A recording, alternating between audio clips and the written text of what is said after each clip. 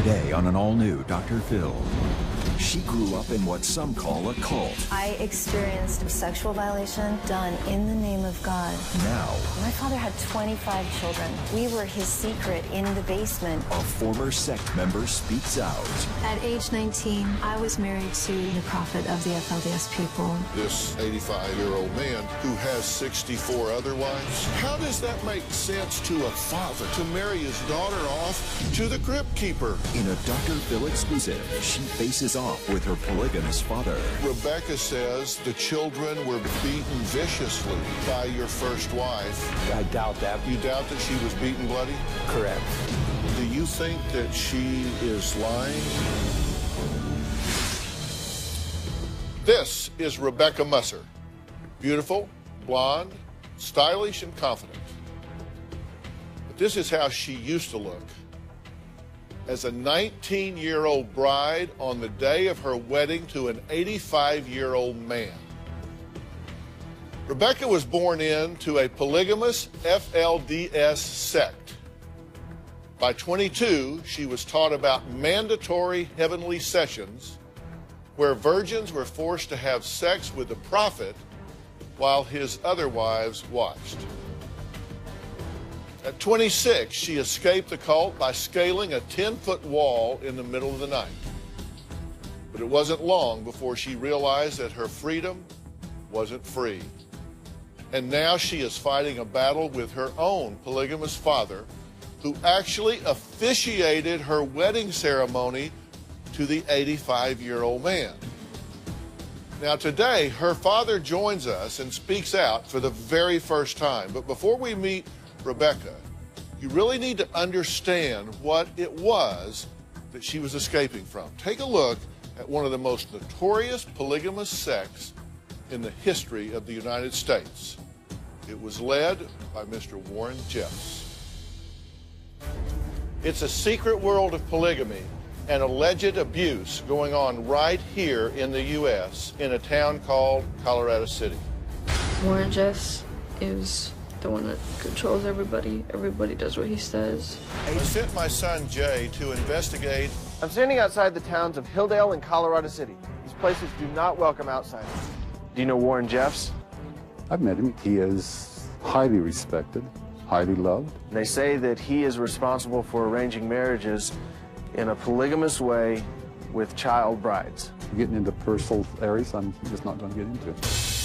I'd like to announce the arrest of FBI top 10 most wanted fugitive, Warren Steve Jeffs. Well, Jeffs is accused of sex crimes in Utah and Arizona for allegedly ordering his young female followers to marry older men and to have sex with them. After trouble with the law in Utah and Arizona, Warren Jeffs resettled part of the sect in Texas. We've been following the controversial story of 416 children who have been removed from an alleged cult led by Warren Jeffs. The Texas trial for FLDS leader Warren Jeffs is underway. He is accused of marrying 2 underage girls and faces sex assault charges. Mr. Jeffs, why did you need 79 wives? The prosecutor said Jeffs corrupted and perverted his religious authority. The evidence against Jeffs was seized during the police raid of the YFZ Ranch near El Dorado, Texas in 2008. With a mountain of documents and audio recordings, prosecutors presented a strong case that Jeffs raped a 12-year-old in his temple and impregnated a 15-year-old. If the world knew what I was doing, Jeffs wrote, they would hang me from the highest tree. Warren Jeffs will stay locked up for life. Life in prison plus 20 years. Well, Rebecca was one of those women of Zion who became a witness brave enough to come forward and testify against Warren Jeffs, leading to his conviction. Understand, the FLDS sect is still active in Hilldale, Colorado City, El Dorado, Texas, and other places, supposedly being run by Warren Jeffs from prison. Who knows, because it's so secretive. Take a look as Rebecca talks about her life as one of the virgin brides of the FLDS. I was born and raised in the FLDS church.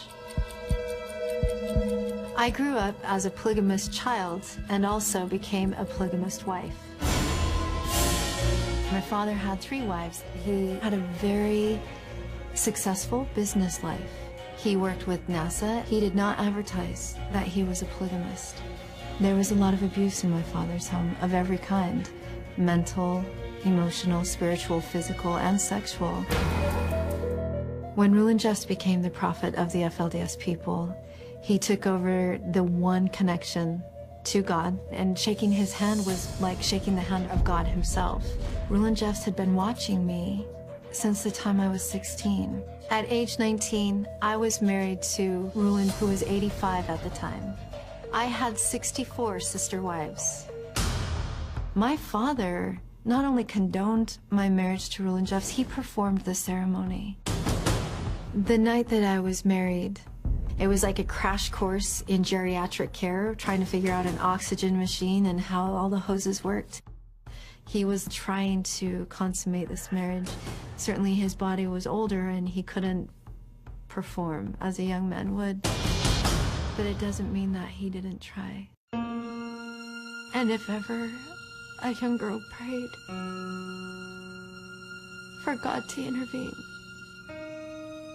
I did. And no angel came to that door.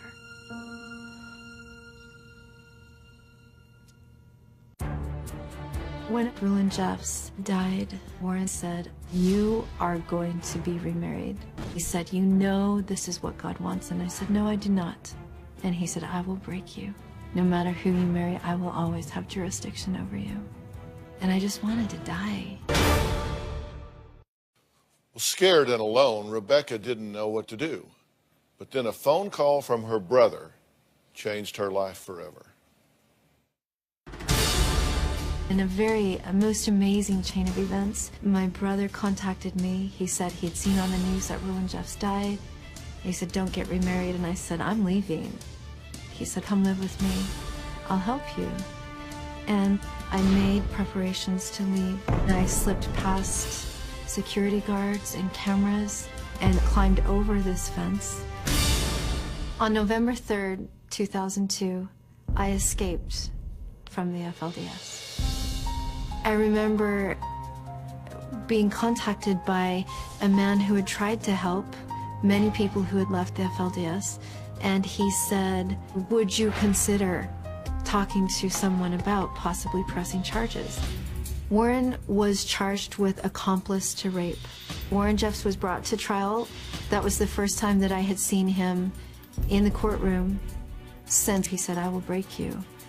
I remember walking in the courtroom wearing red and looking over at Warren, and he looked directly at me, and I wanted him to know that I did not cower. I looked him directly in the eye and I just nodded my head, and he nodded his, and it was like, we meet again. Wow. So wearing red was very significant. It was for me, yes. Yeah.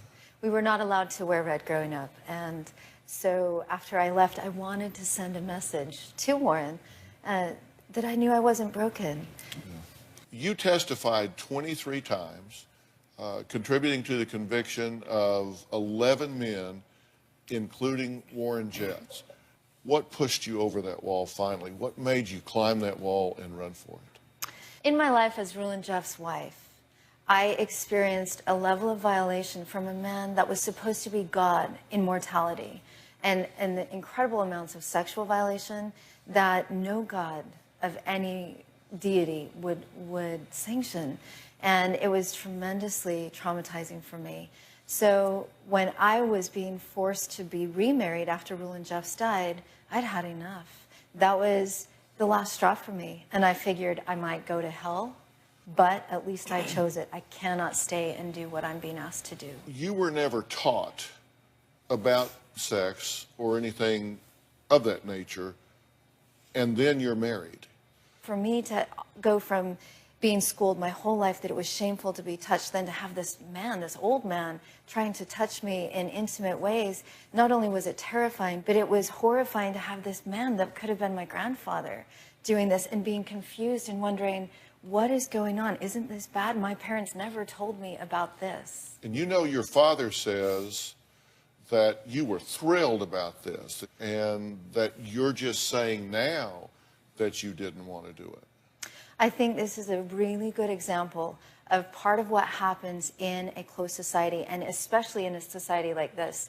There's a level of detachment between the parents and the children. My father had 25 children. My mother had 14 children. We were his secret in the basement. He did not advertise to the world that he had a second family, and he was gone a lot. And so my father, we did not interact, and I certainly did not feel safe to go to him with my problems. I knew very well what was expected of me as an FLDS girl. And when I did have conversations with him, he told me that my salvation would be made sure and that it was such a great blessing. All right, well, let's take a break. Next, we're going to find out why Rebecca's mother said she'd rather see her dead and why her own father is threatening to sue her. We'll talk about why her family's divided when we come back.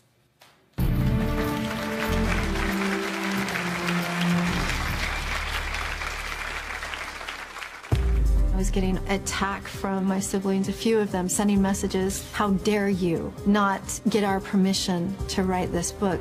My father threatened a defamation of character lawsuit. My mother said, "I would rather see all of my 14 children laid in the grave than to see any one of you stand up against our prophet." Tomorrow on an all-new Dr. Phil. Everything she knows about her husband. Are you telling the truth or are you not? No, I'm not. Is a lie. My husband has been leading a secret life. When he finally comes clean. That's something she's never known. You're putting my life in jeopardy and our children's.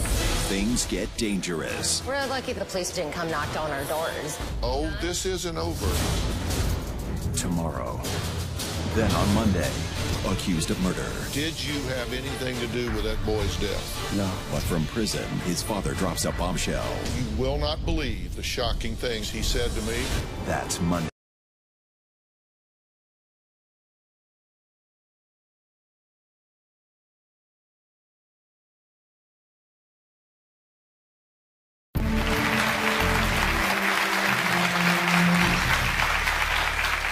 Six years ago, former FLDS bride Rebecca Musser put on a bright red blouse and defiantly walked into a Utah courtroom and testified against Warren Jeffs, the self-proclaimed prophet of the polygamous sect of the fundamentalist Latter-day Saints.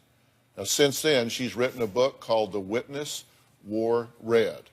In it, she reveals what she says is the truth about her family's cult-like lifestyle. But her family says that her version of the truth is twisted. In 2005, my mother disappeared with my two baby sisters. Just like the Twilight Zone, I filed a missing persons report for my mother and my sisters. In 2006, when Warren was caught, my mother called me. She said, "Do you have charges against our prophet?" And I said, "Mom, I don't know who all has charges against him." And she said, "Well, honey, I just want you to know I would rather see all of my 14 children laid in the grave than to see any one of you stand up against our prophet." That was the last time I spoke to my mother. That speaks to the level of grooming and the mindset within this society that dictates the connection between a mother and her child. Once my family found out, I was surprised at the incredible amount of resistance. It's not ever intended to be an expose of my family. I chose to write my book because this is not the first time a cult group has manipulated people. I wrote my book for that girl who's been sexually violated. I wrote my book for that woman who's being beaten. We can't stop what we don't know is happening. After my father found out about my book, without even knowing what was in it, he threatened a defamation of character lawsuit. I was getting attack from my siblings, a few of them sending messages, "How dare you not get our permission to write this book?" They feel like I violated them all because I chose to speak. It's sad to me that my father, at his age, still denies the abuse. He still denies having any hand in what happened. I have broken the cult family rules, and I talked about things that we always understood should stay silent. So At the time, you are assigned to the prophet, Rulon, this 85-year-old man who has 64 other wives. I was his 19th wife, so at You were the his time 19th. I married him, he had 18 wives. And he ultimately had how many? 65 total. Where are these other 18 women, and what happens between you and him? In a polygamous culture, the women are taught that it is their place, that there's never an end to the husband's kingdom. He will never stop getting wives. So they're taught what is expected of them when their husband gets another wife. So actually, Rulon Jeff's wives welcomed me. Then they left me, and I was there alone with this man, and that's something not common either. And I had to pull him out of the chair, help him back, and he just told me what to do to help him undress, get him into bed, get the oxygen machine going. And then I didn't want to, I just wanted to leave, and he patted the bed next to him. And I knew what was expected of me to obey, so I went there and laid there just stiff, and he leaned over and he tried to undo my nightgown, except I didn't know anything about intimacy. So I sewed my own nightgown, and I just made it where it didn't open very far. And he, yeah. And so he tried to get his hand down there, and he just got frustrated and fumbled and jerked his hand out, and he grabbed me and he gave me this slobbery kiss, and he said, "A kiss is enough for tonight." And I remember laying there on the bed thinking, dear God, what else could there be? Did you ever consummate that marriage? Rulon Jeffs definitely did do his best to do so. Your father very much wanted a third wife. Yes. But he had not been able to get one. Right. How long after you were given to the prophet was it before he got his third wife? Within the year, within the next year. And I was my father's second daughter to marry the prophet. And after an exchange, and it's often seen where a daughter's given here, something's given back. And the third wife is a significant thing. I remember for years my father wondered, was he faithful enough? Did he give enough money? He would talk to my mother about this, about getting that third wife. That was a significant thing because that opened the doors of the highest degree of heaven for him. If you have 3 wives, you get to the highest degree of heaven. You have to have that number to prove your faithfulness. Up next, Rebecca's father, Lloyd, is going to join us. Now, do you want to be part of that? My father is here to tell me what I can remember, what I can say, what I can talk about. I have come to know that in cases of abuse, when abuse has happened, very rarely does the abuser admit to that. And there's nothing productive for me to be here with my father because I will not go back to that girl to be silent, to be in my corner and to recant what I've said. Oh, I don't want you to be silent. Respecting Rebecca's wishes, of course, I'm going to excuse her to the green room while I talk to her father about why he says her book is full of untruths. He's breaking his silence for the first time. We'll be right back.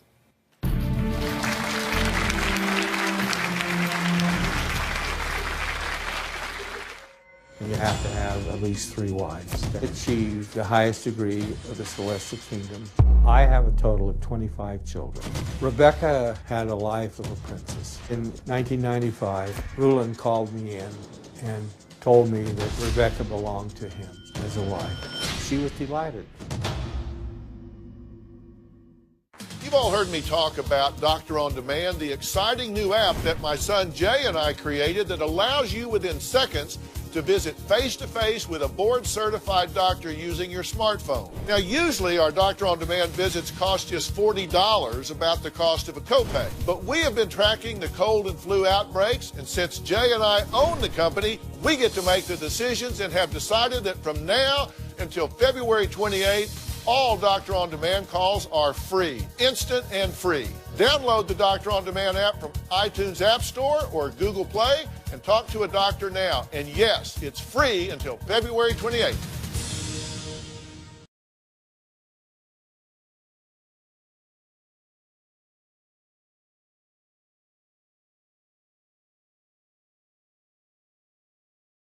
Hey, Dr. Phil here. Did you know that more than 16 million kids in the U.S. are at risk of hunger each day?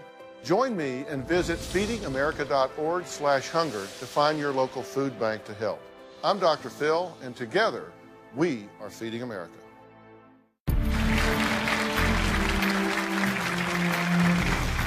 The women wore long dresses, no makeup, and kept their hair long so they would have it to wash and dry their husband's feet in heaven. Sounds like something made up in a novel, right? Well, it's not. It's the doctrine of the FLDS Church, which some call a cult. Rebecca Musser has been telling us some of everything that she discusses in her book, The Witness Wore Red. But her father, Lloyd, claims her life growing up as a woman of Zion and bride number 19 out of 65 to an 85-year-old man was nothing like she claims. He does want to set the record straight by speaking out for the first time about Rebecca and their polygamous FLDS life. I met my first wife while I was in junior high school. We were married when we first got out of high school. My first wife's parents converted to the FLDS. I decided to convert because I wanted to embrace all 100% of the religions taught by Joseph Smith.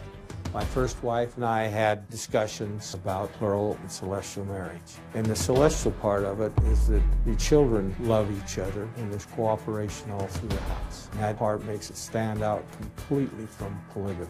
Polygamy is where a guy basically just counting how many wives he's got. In 1967, I received a voice revelation concerning a woman. I knew that this woman was to be my second wife. You can only achieve the highest degree of the celestial kingdom by plurality of wives, and you have to have at least 3 wives. I had my third wife placed beside me by Rulon, Jess. I have a total of 25 children, all mine. Rebecca was one of my favorites. Rebecca had a life of a princess. She had everything she wanted. She had all the clothes that she wanted. And she was involved in all the activities that she wanted to be involved in. None of my daughters were married before the age of 18. I was actually criticized for not turning my daughters in earlier. Back in 1995, Rulon called me in and told me that Rebecca belonged to him as a wife. She was delighted. It gave her a princess status, the power, the unlimited credit card, the ability to travel with him. So she was excited about it. Well, one of my core beliefs is that every girl has the right to reject any marriage she doesn't want to get involved in. That choice Rebecca could make if she wanted it. She elected to go through with that choice and marry him. Rulon died. Warren stepped in and took all of his wives. Of course, Rebecca rebelled and said, "I'm not marrying you." He called Rebecca in to his office and he said, "Rebecca, you are like a wild Mustang, and I'm going to break you." And that was the wrong discussion to have with Rebecca. She got up and left and had escaped. And I was grateful she was out of there. I'm extremely disappointed in the book that Rebecca wrote. She's had issued some very inflammatory statements in it. I'm concerned with her because I don't want her to see her destroy family relationships. Family is all we really got. Well, the book Lloyd says he is disappointed in is The Witness Wore Red by Rebecca Musser, the 19th wife who brought polygamous cult leaders to justice is the title of the book. Lloyd, why did you want to be here today? Well, there are some things in the book that is just not right. And the family wants to make them right, and I want to make them right. But I think the one thing that everybody needs to understand, I want this book published. I want it to be a Pulitzer Prize winner. So it's got to be right all the way through. To tell the truth is what it's got to do. You've been listening to everything your daughters had to say. Correct. She says in the book that she did not want to marry Rulon. known as the Prophet at the time, and that you took her to McDonald's, which was a real treat, and that you two had a conversation about it. Is it accurate up to that point? No. What's wrong? Rulon called me in, and he told me, he says, I think that your daughter Rebecca belongs to me. Then I went home and I met with Rebecca's mother. Then we conversed with Rebecca. And at that point, she seemed very happy about it. There are a number of incidents in the book that are totally misleading, that it tries to make me out as a very abusive father. Were you abusive? No. I paddled my boys or more than once. Were you negligent in terms of, because Rebecca says that the children were beaten viciously by your first wife and you did nothing to protect them? Really, that's not a true statement. Irene is only less than a 5-foot-tall woman.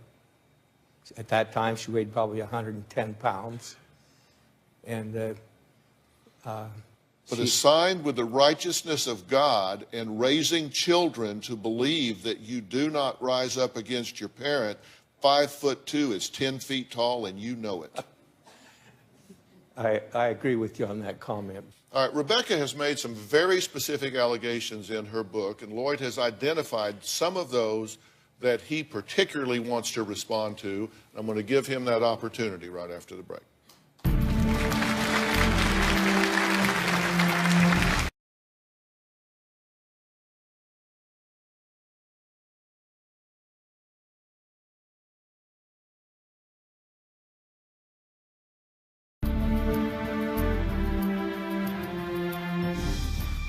Lloyd, at one time husband to 3 wives and father of 25 children, was once a member of a notorious polygamous religious sect. He says he still believes in the FLDS doctrine and what he calls plural marriage. Now, his daughter Rebecca's testimony was instrumental in putting FLDS leader Warren Jeffs behind bars for life after being convicted of 2 felony counts of child sexual assault. How do you feel now about the fact that you delivered not 1 but 2 daughters into the hands of his father, Rulon? It pains me very badly that happened. You said, and I believe I'm quoting you verbatim, in fact, I was criticized for not turning my daughters in earlier. That's correct. You used the term turning my daughters in. That's correct. What happened? How's that okay with you? Let me explain. First of all, my family and I were having a lot of fun together. My daughters did not want to get into marriage until they were ready to get into marriage. They would come to me and say, Father, I think I'm ready for marriage, turn me in.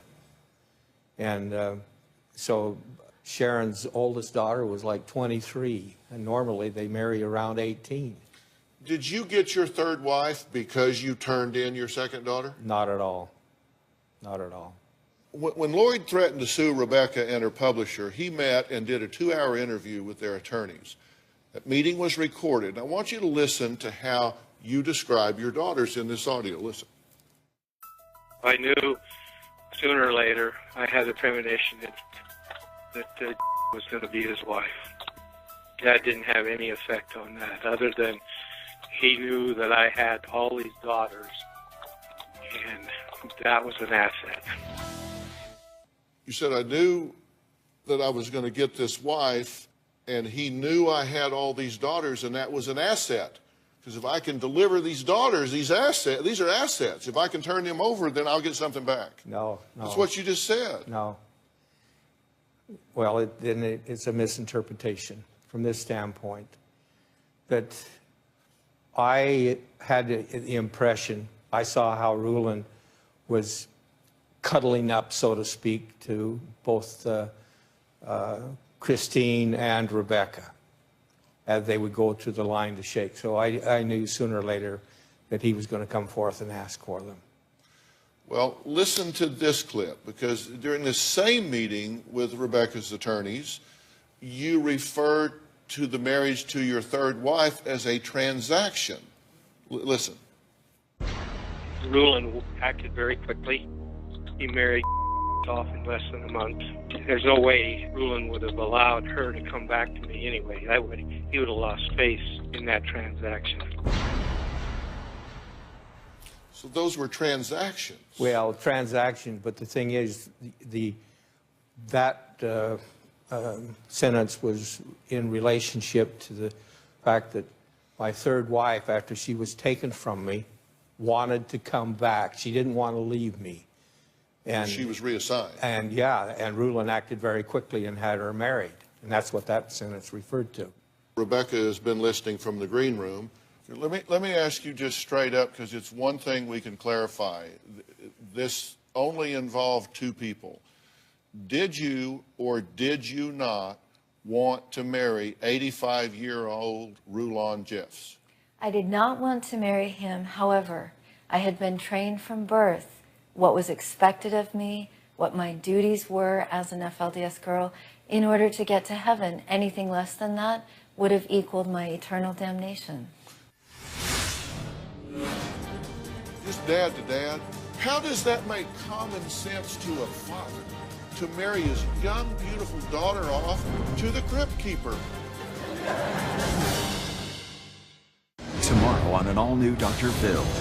Has her husband's secret life. Are you telling the truth? No, I'm not. Put their family in danger. We're lucky the police didn't come knock on our doors. Oh, this isn't over. That's tomorrow.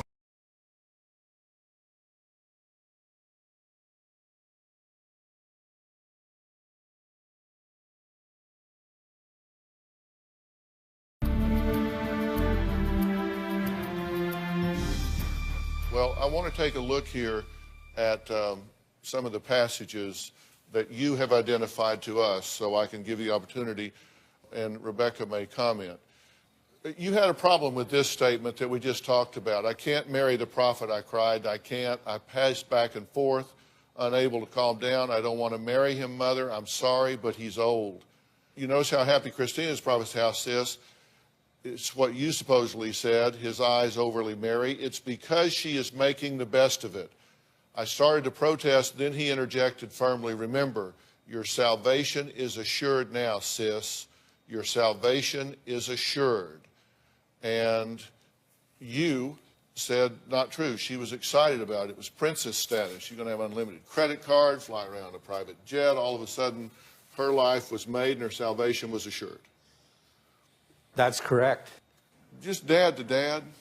Whether you believe she wanted to, didn't want to, sort of wanted to, kind of wanted to, how does that make common sense to a father to marry his young, beautiful daughter off to the crypt keeper? The guy's 85. I realize what you're saying. I understand what you're saying. But you got to realize that fathers in this cult were programmed for the very same issue that Rebecca has brought up. We thought it was a privilege and an honor to have your daughter married to the prophet. And the thing that strikes me is she was born into this, but you came in at 30.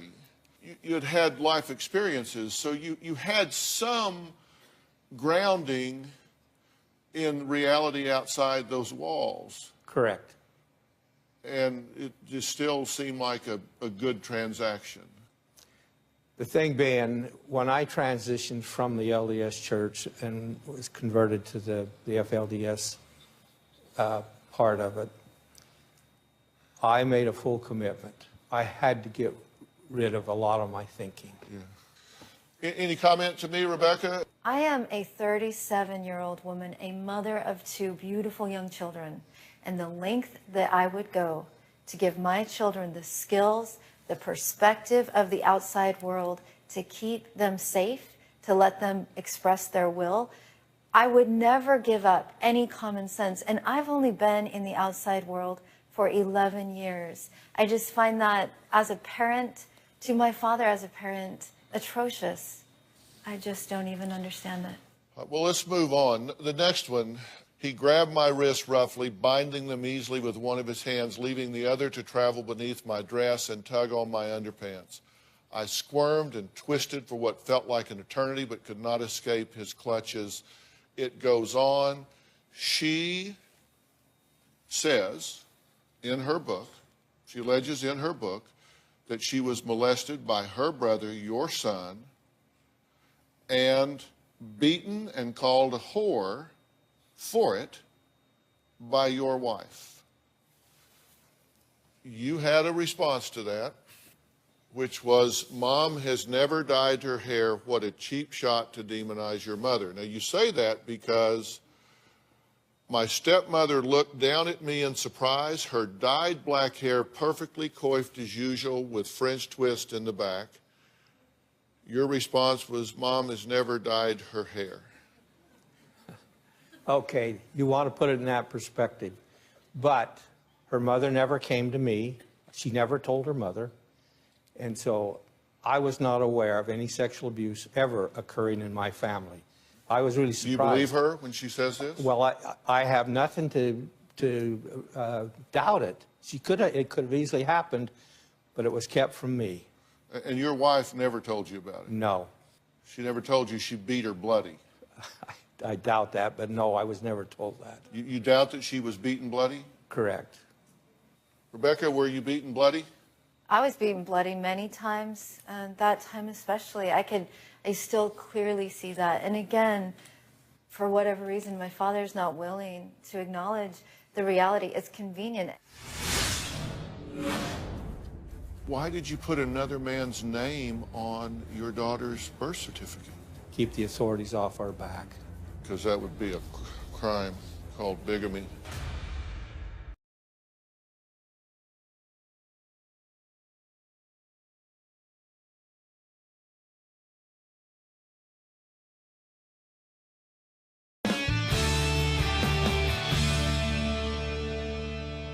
Did you maintain an air of secrecy about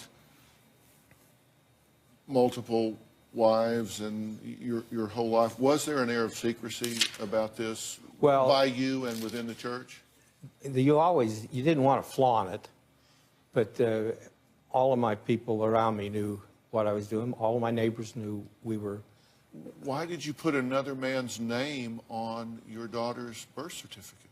Well, at that point, the things were getting pretty hot as far as plural marriage goes. And when the child was born, we did use another name on that. But we later went in and had the birth certificates changed to the correct name. So that was a fraudulent document when you put that name on it? Correct, it was. And that was a protective stand we had to take in order to keep the authorities off our back. Right, because that would be a crime called bigamy. Well, Rebecca seems to have very specific recollections about this. Do you think that she is lying? And if so, why would she do that? Rebecca is lying.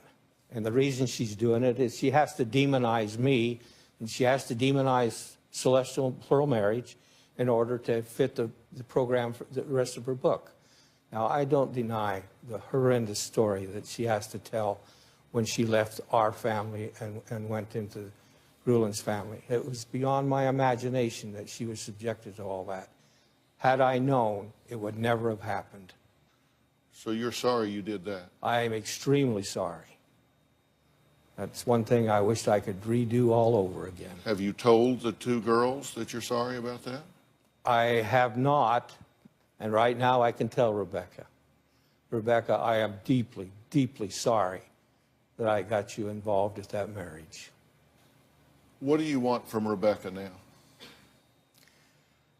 I want Rebecca to correct some of those items in the book, make the timeline correct, and let this be the strongest advocate against sexual and physical abuse of women and children. I want it to be the best book ever written on it, but I want it to tell the truth. Well, there are clearly differences in what she recalls and what you recall. So is what you're saying is you want her to write your book? No. But what I would like to see is Rebecca sit down with everybody involved, Let them tell their side of the story, not me tell it for them. And correct it. Make it right. You understand that she doesn't need the men from her family or sect to tell her what she knows. That you understand? I understand. It's a different situation. Then let her go on a lie detector. I'm willing to do that. Well, we just may take you both up on that. Good. All right, we're going to let Rebecca respond when we come back, and thank you, Lloyd.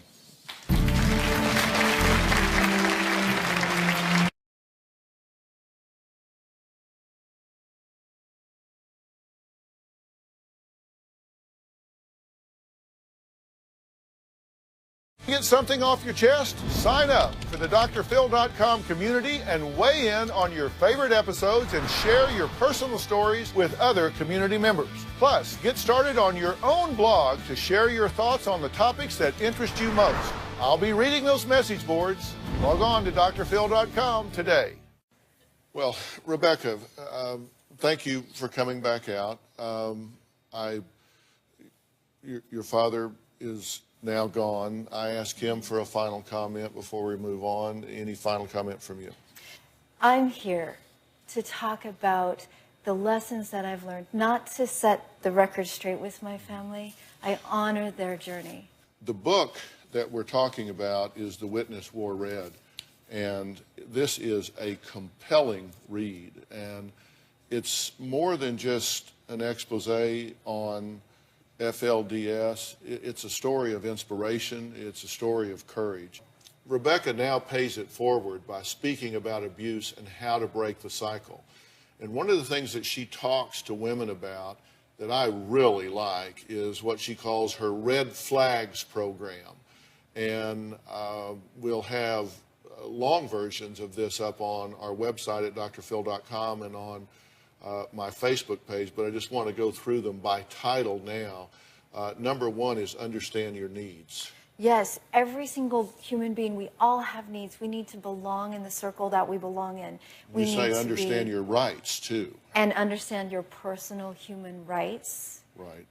We need to separate. This is one of the most important lessons, even of today, sitting with my father. Separate the words from the actions. And you say measure your confidence and monitor your thoughts. How do you feel when you interact with a person? After you interact with the person, do you feel more assured, more solid? We all are entitled to our right to grow and to express ourselves. Or do the people that you're interacting with make you feel small and ashamed? And you say monitor your thoughts and your shame, measure your pressure levels, and talk about number 8 right quick. Own your right to say no. When you understand what your personal human rights are, and you understand that to have healthy relationships, healthy boundaries, you have to say no.